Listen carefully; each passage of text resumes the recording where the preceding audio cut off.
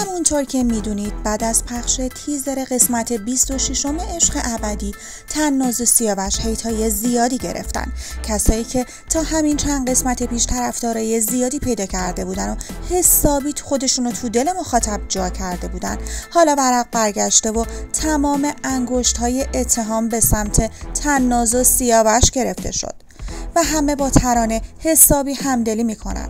اما آیا واقعا تناز و سیاوش مستحق این همه هیت و بد و بیرا هستن یا نه؟ این تیزر حسابی چهره سیاوش رو منفور کرده تا جایی که همه اون رو زن ستیز و وحشی قلمداد کردن و این مسئله به حدی پیش رفته که شرکت ها و آژانس هایی که سیاوش باهاشون کار میکرده تحت تاثیر هیت های سیاوش قرار گرفتن و اعلام کردن که نمیدونستن سیاوش همچین شخصیتی داشته و چون رفتارش نمونه کامل زن ستیزی بوده دیگه باهاش همکاری نمیکنن.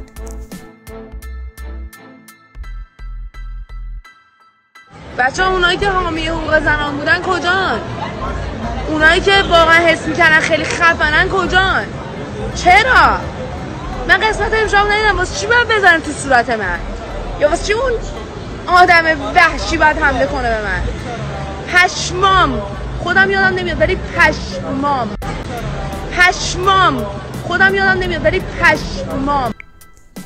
چیزی که نظر مخاطب به خودش جلب میکنه استوری ترانه بود که توش اعلام کرد که حتی یادش نمیاد که کی کتک خورده و از همه میخواد پشتش بشن و از حقوقش دفاع کنن.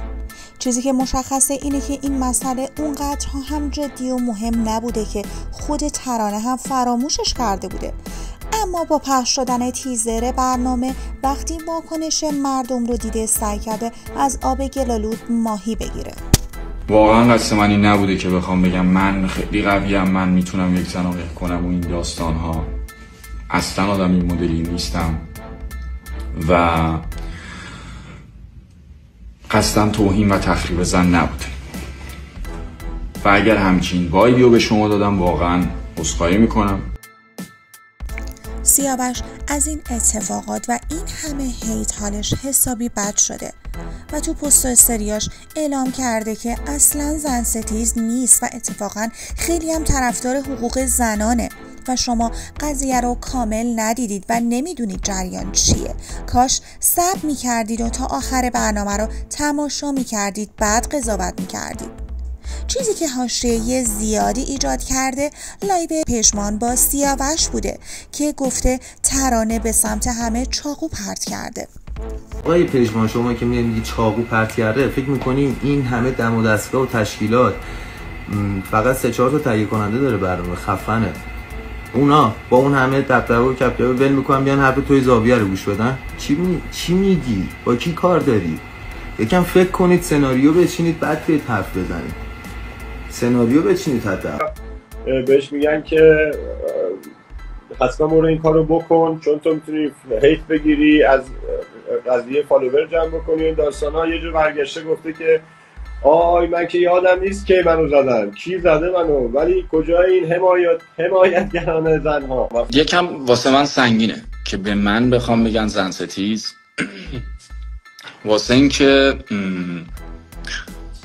یعنی حقیقتا کسی منو نمیشناسی، کسی از زندگی من، از داستانهای من خبر نداره و اینکه نمیدونم من چه سختی هایی کشیدم و اینکه به من بخوام بگن زن ستیز یکم نامردی حداقل از طرف من. اون تصویری که به شما نشون دادن تصویر کاملا زشتی، خشونت داره توش، سر و صدا داره توش و خب طبیعتا این تصویر زشت شما رو ناراحت می‌کنه. من بابت این تصویر زشت از شما عذرخواهی می‌کنم، از شماهایی که احساس کردید که این تصویر داره خشونت علیه یک زن رو رواج میده، داره اینو نشون میده که یک مرد با قلدری میخواد یک زن رو خورد بکنه و این داستان‌ها. عذرخواهی می‌کنم. یکی از عوامل برنامه در خصوص این قسمت و خشونت سیاوش سریع وارد عمل شده و حسابی از سیاوش طرفداری کرده. قطعا اونجا دوربین های زیادی داره و تمام عوامل همه دوربین ها را بررسی کردن، وگرنه طبق قوانین اگر واقعا سیاوش روی ترانه دست بلند میکرد بعد از برنامه اخراج میشد. و چون این کتک زدن تو دوربین ثبت میشد، مدرک خوبی بود برای اینکه ترانه از سیاوش بابت این کار شکایت کنه. اما همونطور که دیدین ترانه اصلا یادش هم نمی اومد که کی کتک خورده و با واکنش مردم سری سوار موج شد و به سیاوش حمله کرد و طبق معمول داره مظلوم نمایی میکنه. شایستی که ما با سیاوش کردیم به نظر من به شدت سخیف و اشتباه بود. اونجا 30 دوربین مداربسته وجود داره که ما همه رو بررسی کردیم، به خاطر اینکه قانون برنامه این هست اگر کسی برخورد فیزیکی داشته باشه همون لحظه و همون روز اخراج میشه. سیاوش یک رفلکسی از خودش نشون داد که هیچ برخورد فیزیکی با صورت و بدن خانم ترانه نداشته. قیمت علیه زن رو روش بگذاریم به نظر من بسیار زیاده روی و بسیار اغراق‌آمیزه. فرض مثال سیاوش یک رفلکس آنی رو از خودش نشون داده، حالا یک برخورد با لباس پالتو بسیار ضخیم، چون اون شب سرد ضخیم داشته که خب اینطوری دیده شده از این باشه. اونجا داریم می‌بینیم که هم به هم خشونت بسیار بیشتری رو اعمال می‌کنه. سیاوش بسیار پسر خوشقلب، مهربون و فوق‌العاده.